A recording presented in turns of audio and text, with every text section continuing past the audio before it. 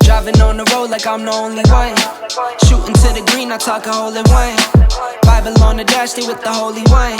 I know I put in work, they didn't notice none. Switch gears, clubhouse, took me 6 years. Marble floors, gold trim, feel like I'm Richie Rich, Italian left. French suede, I mix the fist sick, quick loss, take a risk, we play for the win. Might spend $1 million at the rug store like Manafort.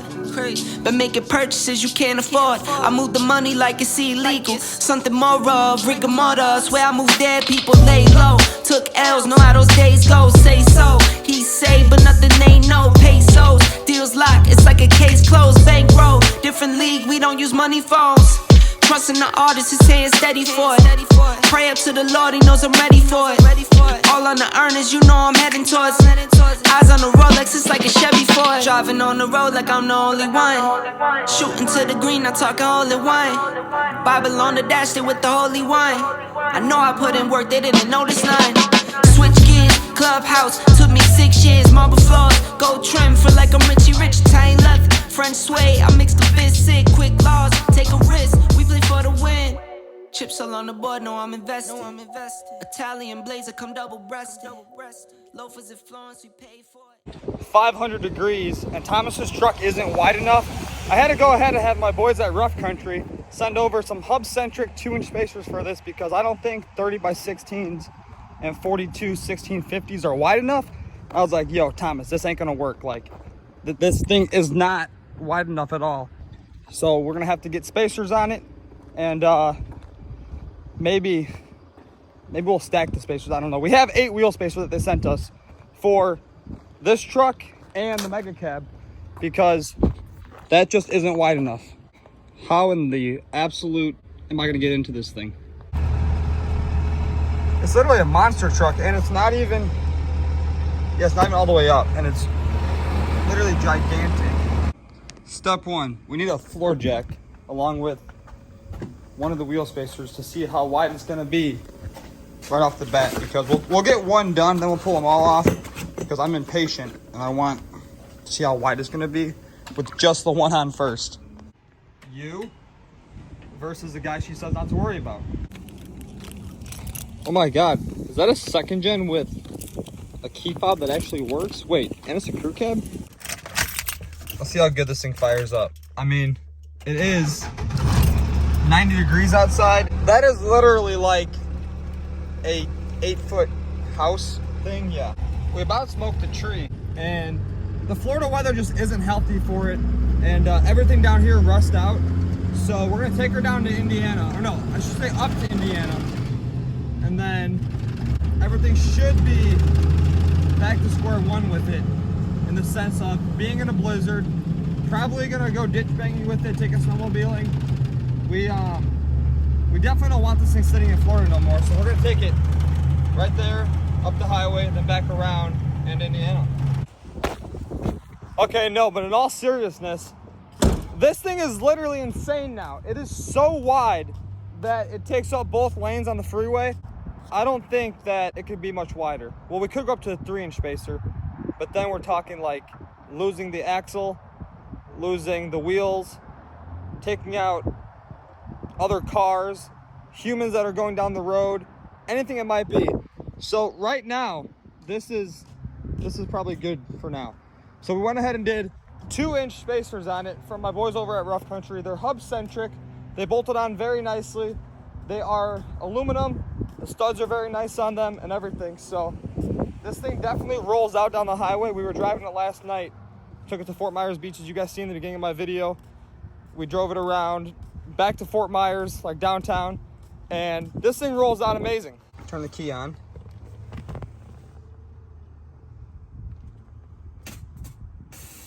Put her all the way down real quick so you guys can check it out.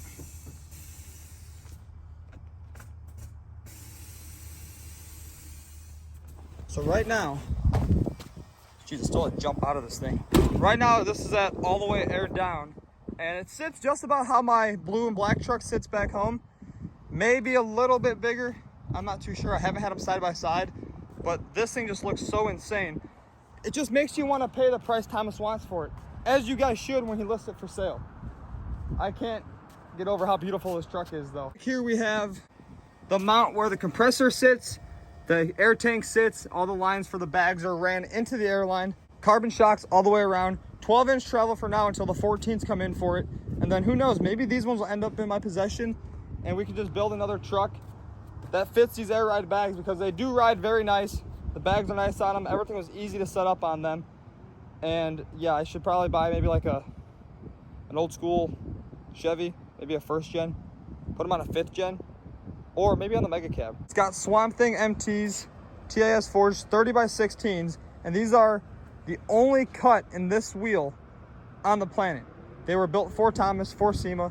It has billet caps, billet spikes, which these things, when we're taking off the wheels, if you don't be careful and like watch your hand on the impact, it'll definitely bind your hand between the spike and the impact, and that wasn't too pretty for Thomas. I wasn't the one that did that, but he definitely hurt his hand doing that.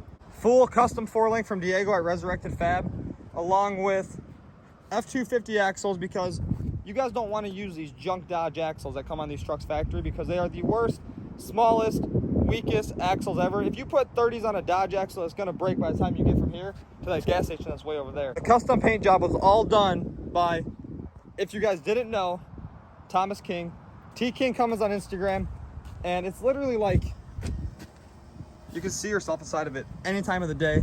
He went ahead and did paint match mirrors, did his switchbacks inside of them. I think he's doing LED door handle lights inside of it, sport bumper, sport front end, and the hood. So what the hood is it's a 2nd gen hood stock. They took an SRT 10 hood off of a 3rd gen Dodge and somehow mangled them together. I am not going to try that because me and bodywork don't mix well. Although the Mega Cab, I did fix the back of the bed, and I also I painted some things on it as well that turned out very nice in my opinion, which you guys will see in my next upload, probably here in about, let's say, 3 days. Best part about it is that it's a crew cab 2nd gen. If you guys didn't know, I've said before, they don't make these trucks factory. There's one of 5 in the whole world that's a Bayer conversion with steel back doors. They have the fiberglass back door trucks and a crew cab out there, but they're just not the same. This is all steel. There's no fiberglass, nothing. It's all solid steel, pristine condition. The whole underneath is all painted nice. The frame, obviously, as you guys can see, it's a blue frame. And you guys also see a lot of blue frames. And I'm honestly sick of blue frames myself. Meaning, my big dually, here's your guys' hint, will not have a blue frame. Well, as of right now, it won't have a blue frame, unless that changes in the next 10 minutes, because I changed my mind like no other. You guys may be asking yourself, where are those headlights from? And the thing is they are a 5th gen style headlight into a 2nd gen housing, but you can't buy these anywhere. You can't do them. And I don't even know if you can get these built by Thomas. He might not even want to let you guys know his secret in getting these headlights the way they look, because, come on, why would you not want that? My favorite thing personally on this truck is the bag shocks. We'll lift her up right now, see how big it really is. From all the way down versus all the way up. Let's just hop back in it for the 50th time. Okay. I could barely get the door handle. Flat foot, I can just touch the mirror, and I'm eye level with the coil buckets. Oh my God. Is there more than one turbo on this thing? It's got a 12 valve in it, P-pump, with a 6-speed NV5600 4-wheel drive trans. Don't mind the front drive shaft missing. We have to get a cross member built for it, clock the T-case, and that'll make our drive shaft fit inside there perfectly. The truck right now has full tan leather inside of it, wood grain everywhere on all the door panels.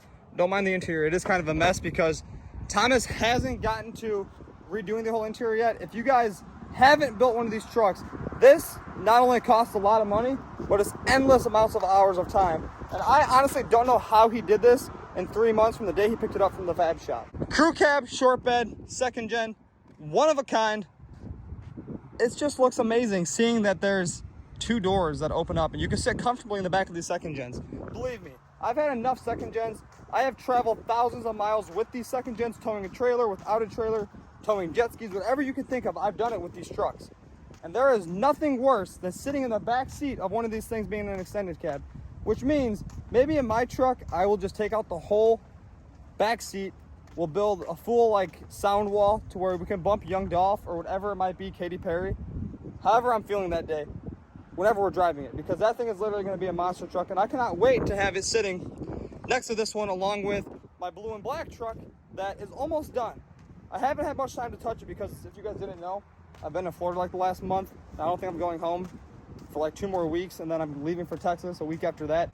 I have to get the blue and black truck here, the dually here, and all my fab stuff down here because I'm actually moving out of my shop back in Indiana to venture off to new business opportunities because I've grown out of that shop. In the first 2 months I grew out of that shop. I've been there about 1.5 years, and I just want to buy a Lambo, buy like a huge house that costs like $300 million, and be able to do all this fun stuff every day, which you guys see on YouTube. Like, why would I not want to be here? There's palm trees. It's 80 degrees for the majority of the time, unless it's downpouring for a good 5 minutes and it stops for a week.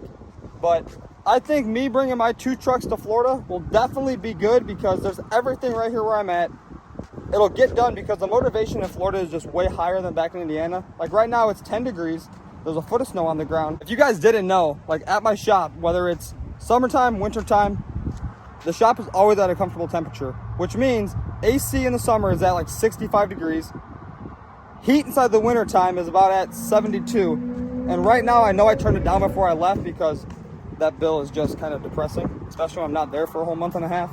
So I don't want to go back to cold weather. I'm going to go back there, I'm going to grab all my stuff. I'm just going to come here. That makes the most sense. I think it's time we take this Butte home, back to Thomas's house, because he definitely won't let it go into a blizzard with me, because I would definitely probably take a snowmobiling, take it down some sled hills, see how the bag shocks actually work when we jump it off a cliff.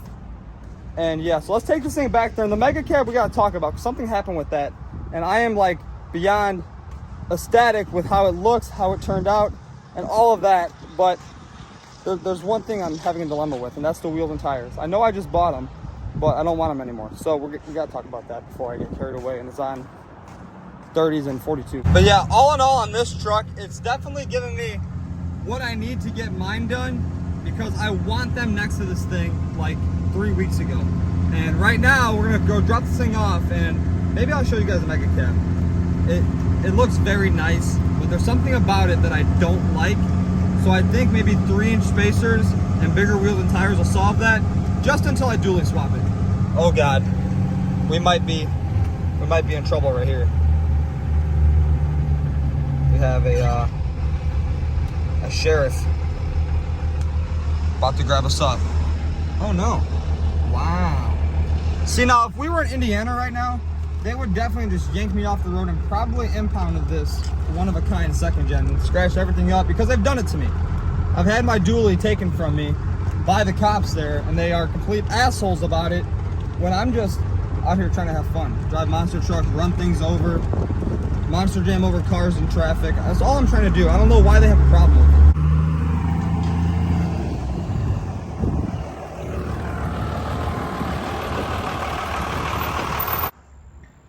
My bad, I was buying a pool for the bed of my truck.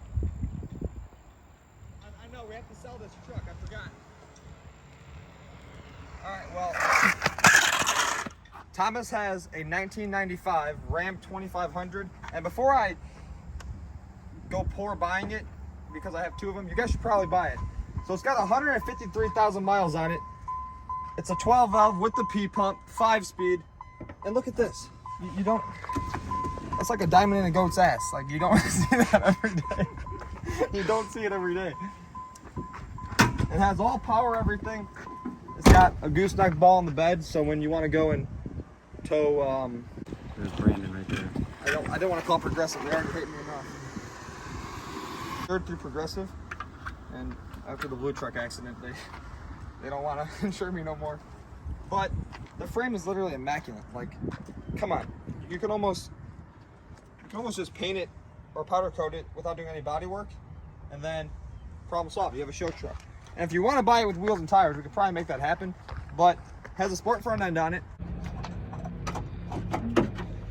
Oh my God, that's probably 5,000 horsepower.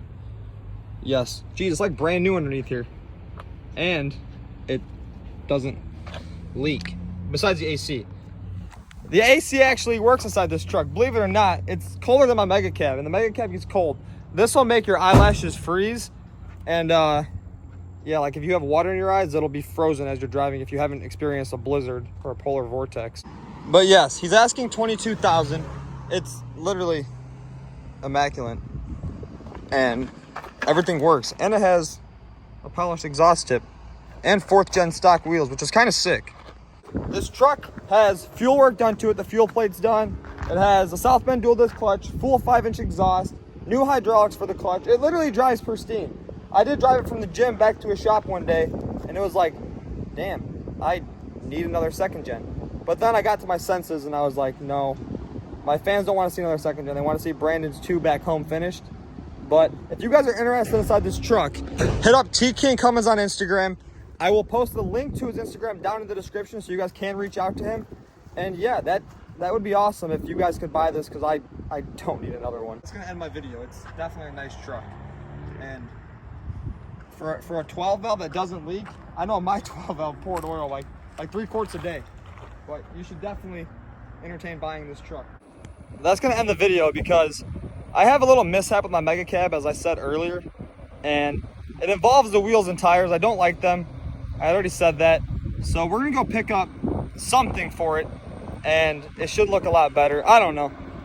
I get bored very quickly with my vehicles. I can't keep them the same because I have a massive